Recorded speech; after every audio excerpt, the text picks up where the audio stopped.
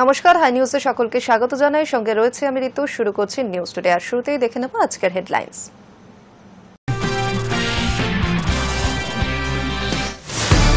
আদিবাসী দিবসের সূচনায় মুখ্যমন্ত্রী। ঝাড়গ্রাম স্টেডিয়ামে আদিবাসী দিবসের সূচনা। 7 থেকে 10 আগস্ট রাজ্যের উদ্যোগে আদিবাসী দিবস। সোশ্যাল মিডিয়াকে কাজে লাগিয়ে বদনামের অভিযোগ দিলীপ ঘোষের। লালবাজার সাইবার থানায় এফআইআর দায়ের। দেশের কৃষক ও মৎস্যজীবীদের স্বার্থে কোনো আপোষ নয়। ট্রাম্পের 50% শুল্ক চাপানোর সিদ্ধান্তের পর দিল্লি থেকে জোরালো বার্তা প্রধানমন্ত্রীর। আন্তর্জাতিক জলসীমা লঙ্ঘনের অভিযোগে 14 জন ভারতীয় মৎস্যজীবীকে গ্রেপ্তার করল শ্রীলঙ্কার নৌবাহিনী। বাজেয়াপ্ত 2টি নৌকা। সোশ্যাল মিডিয়াকে কাজে লাগিয়ে তাকে বদনামের ষড়যন্ত্র। বিজেপির প্রাক্তন রাজ্য সভাপতি দিলীপ ঘোষের অভিযোগের ভিত্তিতে মামলা দায়ের করল কলকাতা পুলিশ। মঙ্গলবার বিকেলে লালবাজার সাইবার থানায় এফআইআর দায়ের হয়। সম্প্রতি সোশ্যাল মিডিয়ায় এক অশ্লীল ভাইরাল ভিডিওতে দিলীপ ঘোষকে দেখা গিয়েছে বলে অভিযোগ ওঠে। আর এই দাবির বিরোধিতা করে লালবাজার সাইবার থানার দ্বারস্থ হন দিলীপ।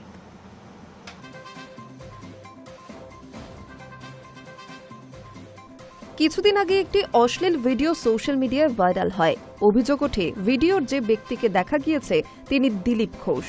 এবার পাল্টা বিজেপির প্রাক্তন রাজ্য সভাপতি দিলীপ ঘোষের অভিযোগের ভিত্তিতে মামলা দায়ের করল কলকাতা পুলিশ। মঙ্গলবার বিকেলে লালবাজারের সাইবার থানায় এই এফআইআর দায়ের হয়।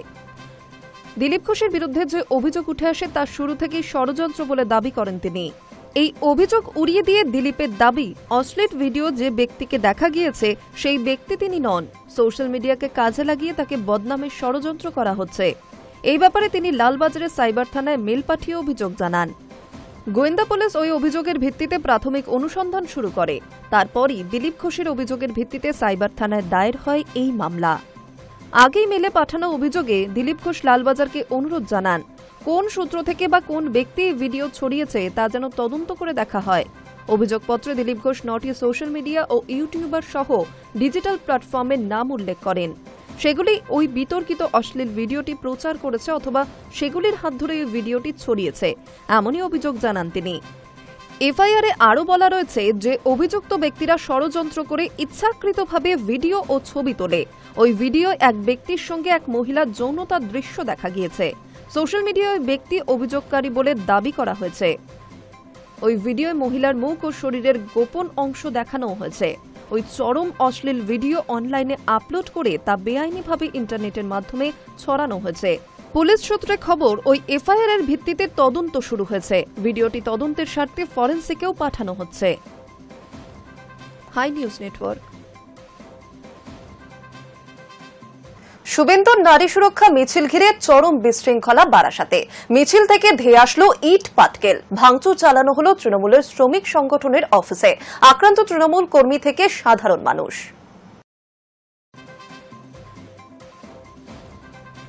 বুধবার বারাসাতে কন্যা সুরক্ষা যাত্রা করেন বিরোধী দলনেতা শুভেন্দু অধিকারী। 12 নম্বর জাতীয় সড়ক সংলগ্ন নপাড়া কালীবাড়ি এলাকা থেকে মিছিল শুরু হয়। কলোনি মোড় হয়ে ফ্লাইওভার ধরে চাপাডালি মোড় পেরোতেই উত্তেজনা ছড়ায়। স্থানীয় সূত্রে জানা গিয়েছে, টাকি রোড ধরে মিছিল শতদল মাঠের দিকে যাওয়ার সময় চাপাডালি মোড়ের তৃণমূল শ্রমিক সংগঠনের অফিস পেরোতেই তৃণমূলের শ্রমিক সংগঠন ও ছাত্র সংগঠনের পতাকা হাতে কয়েকজন জয় বাংলা স্লোগান দেন। তাতে পরিস্থিতি উত্তপ্ত হয়ে ওঠে। সামনাসামনি দাঁড়িয়ে যায় দুই দলের কর্মী সমর্থকরা। অভিযোগ, তখনই বিজেপির মিছিল থেকে পাল্টা স্লোগান দিয়ে ছোড়া হতে থাকে ইট পাটকেল। এরপরই বিজেপির মিছিলের একাংশের অভিমুখ ঘুরে যায় আইএনটিটিইউসি পার্টি অফিসের দিকে। এরপরই বিজেপি কর্মীরা ঝান্ডার ডান্ডা দিয়ে হামলা চালানো হয় আইএনটিটিইউসি অফিসে। আক্রান্ত হন তৃণমূল কর্মী সহ কয়েকজন। পরিস্থিতি নিয়ন্ত্রণে আসে। জমায়েত হটিয়ে আহতদের চিকিৎসার জন্য হাসপাতালে নিয়ে যাওয়া হয়। Hi news network. মুর্শিদাবাদের নবগ্রামের পলসন্ডা থেকে লালবাগ সদরঘাট যাওয়ার রাস্তা যেন মরণ ফাঁদ। রাস্তায় একাধিক গর্ত, বর্ষায় তা যেন আরো খারাপ পরিস্থিতি তৈরি হয়েছে। তারই মধ্যে সম্প্রতি একটি টোটো স্কুল পড়ুয়া সমেত পড়ে যায় ওই রাস্তায়। তারপরই নড়ে চড়ে বসল প্রশাসন। শুরু হলো ইট দিয়ে রাস্তা সংস্কারের কাজ। এ যেন রাস্তা নয়, মরণ ফাঁদ। মুর্শিদাবাদের নবগ্রামে পড়ুয়া বোঝাই টোটো উল্টে যাওয়ায় এই কথাই যেন উঠে আসছে। খুদে পড়ুয়া ভর্তি টোটো উল্টে যাওয়ার দুর্ঘটনার খবর সম্প্রচার হতেই শুরু হলো রাস্তার কাজ। সম্প্রতি এই এলাকার টোটো ভর্তি স্কুল পড়ুয়া নিয়ে উল্টে যায় একটি গাড়ি। বেসরকারি স্কুলের 12 জন পড়ুয়াকে নিয়ে পলসন্ডা মোড়ের দিক থেকে বড় বাথানের দিকে যাচ্ছিল একটি টোটো। নবগ্রামের পলসন্ডা লালবাগ সদরঘাট রাজ্য সড়কে উল্টে যায় সেটি। স্থানীয়দের দাবি 12 নম্বর জাতীয় সড়কের সঙ্গে সংযোগকারী 14 কিলোমিটার রাজ্য সড়কের বেশিরভাগ অংশই বেহাল। পূর্ত দপ্তরের এই রাস্তা দীর্ঘ কয়েক বছর সংস্কার হয়নি বলে অভিযোগ। প্রায়ই ঘটে দুর্ঘটনা। মুর্শিদাবাদ জেলার নবগ্রামের পলসন্ডা থেকে লালবাগ সদরঘাট যাওয়ার ব্যস্ততম এই রাস্তাটি বর্তমানে একাধিক খানাখন্দে পরিণত হয়েছে মারণ ফাঁদে। প্রত্যেক দিন এই রাস্তায় স্কুল পড়ুয়া, সাধারণ মানুষ, গাড়ি চালক, এমনকি পর্যটকরাও দুর্ঘটনার শিকার হচ্ছেন। এই রাস্তাটি ধরে একাধিক গুরুত্বপূর্ণ প্রতিষ্ঠান যেমন স্কুল, স্বাস্থ্যকেন্দ্র, ব্যাংক, কিরিটেশ্বরী মন্দির ও গ্রাম পঞ্চায়েত অফিসে যাতায়াত করতে হয় স্থানীয়দের। অথচ রাস্তার বেহাল দশার কারণেই যানবাহন চলাচল তো বটেই, পায়ে হাঁটাও দায় হয়ে উঠেছে। বড় বড় গর্তে পড়ে যানবাহনের চাকা আটকে যাচ্ছে। ঘটছে একের পর এক দুর্ঘটনা। স্থানীয় বাসিন্দাদের অভিযোগ, দীর্ঘদিন ধরে রাস্তার এই দুরবস্থা চললেও প্রশাসনের তরফ থেকে স্থায়ী কোনো পদক্ষেপ নেওয়া হয়নি। রাস্তার গর্ত ভরতে মাঝে মধ্যে ইট বা ভাঙা রাবিশ ফেলে সাময়িকভাবে পরিস্থিতি সামাল দেওয়া হচ্ছে, কিন্তু 2-1 দিনের মধ্যেই তা উঠে গিয়ে পুনরায় বিপজ্জনক হয়ে উঠছে রাস্তা। রাস্তার এই অবস্থা নিয়ে স্থানীয় মানুষ, ব্যবসায়ী, গাড়ি চালকরা দ্রুত স্থায়ীভাবে রাস্তা সংস্কারের দাবি জানিয়েছেন প্রশাসনের কাছে। আর তারপরই ফিরল তৎপরতা। বৃহস্পতিবার সকাল থেকে ছোট ছোট ইটের টুকরো ফেলে রাস্তা সংস্কারের কাজ শুরু হলো। Hi news network. পরিকল্পনা অনেকদিন ধরেই চলছিল, এবার বাস্তবায়িত হওয়ার অপেক্ষা। শিয়ালদহ ডিভিশনের শিয়ালদা রানাঘাট রুটে চলবে এসি লোকাল। এই ট্রেনে কি সুবিধা পাবেন যাত্রীরা, ভাড়াই বা কত, সমস্ত তথ্য জানালো রেল। আর মাত্র কিছুদিনের অপেক্ষা। শিয়ালদা ডিভিশনের শিয়ালদা রানাঘাট রুটে চলবে এবার এসি লোকাল।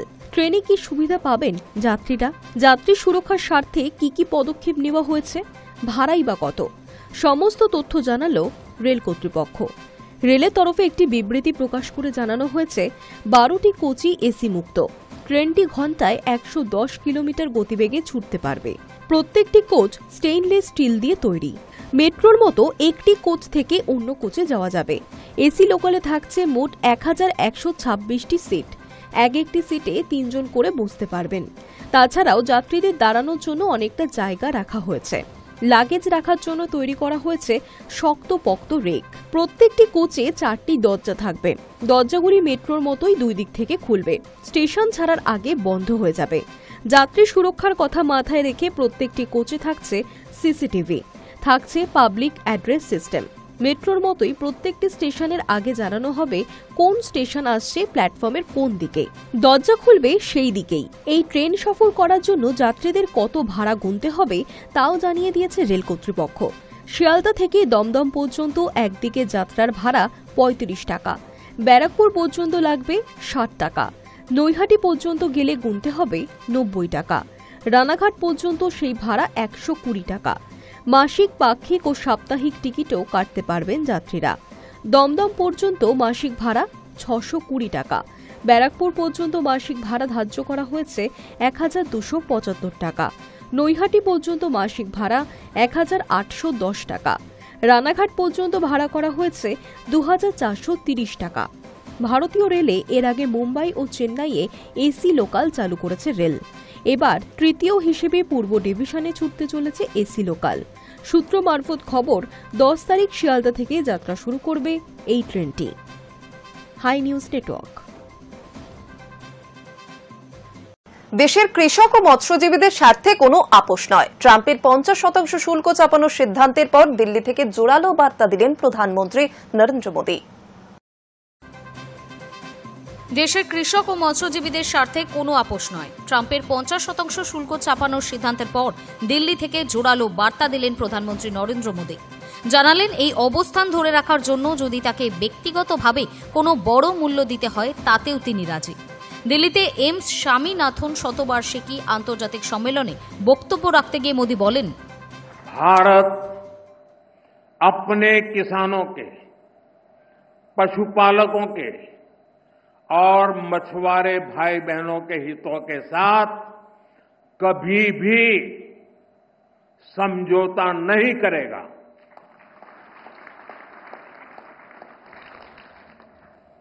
और मैं जानता हूं व्यक्तिगत रूप से मुझे बहुत बड़ी कीमत चुकानी पड़ेगी, लेकिन मैं इसके लिए तैयार हूं। রাশিয়া থেকে তেল কেনা নিয়ে ভারতের ওপর ক্ষুব্ধ ট্রাম্প। আগেই 25% আমদানি শুল্ক ঘোষণা করেছিলেন তিনি। বুধবার ফের অতিরিক্ত 25% শুল্ক চাপিয়ে দেওয়া হয়। 27 আগস্ট থেকে 50% আমদানি শুল্ক কার্যকর হবে বলে জানিয়ে দেন মার্কিন প্রেসিডেন্ট। বুধবার রাতেই এই সিদ্ধান্তের কড়া জবাব দেয় দিল্লি। জানিয়ে দেওয়া হয় এই সিদ্ধান্ত সম্পূর্ণ অন্যায্য, অযৌক্তিক এবং দুর্ভাগ্যজনক। ভারত তার জাতীয় স্বার্থ রক্ষায় প্রয়োজনীয় সব পদক্ষেপ করবে। বিদেশ মন্ত্রকের বিবৃতিতে আরও বলা হয়, আমরা এর আগেই স্পষ্ট করে দিয়েছি ভারতের তেল আমদানি সম্পূর্ণ বাজার নির্ভর এবং দেশের 140 কোটি মানুষের এনার্জি সিকিউরিটির কথা ভেবেই সেই সিদ্ধান্ত নেওয়া হয়। শুধু ভারত নয়, বহু দেশই একইভাবে রাশিয়ার কাছ থেকে তেল কিনছে, অথচ শুধু ভারতকেই নিশানা করছে আমেরিকা। এটা অবাঞ্ছিত ও পক্ষপাতদুষ্ট। এই সিদ্ধান্তকে চাপ সৃষ্টিকারী এবং অভ্যন্তরীণ নীতিতে হস্তক্ষেপ বলেও ব্যাখ্যা করে কেন্দ্র। সরকারি সূত্র বলছে, এই অতিরিক্ত শুল্কের বিরুদ্ধে বিশ্ব বাণিজ্য সংস্থাতে আপত্তি জানাতে পারে দিল্লি। তবে এই বিষয়ে সরকারিভাবে কিছু জানানো হয়নি। Hi news network. এখন সময় একটা ছোট বিরতির, ফিরে আসছি বিরতির পর।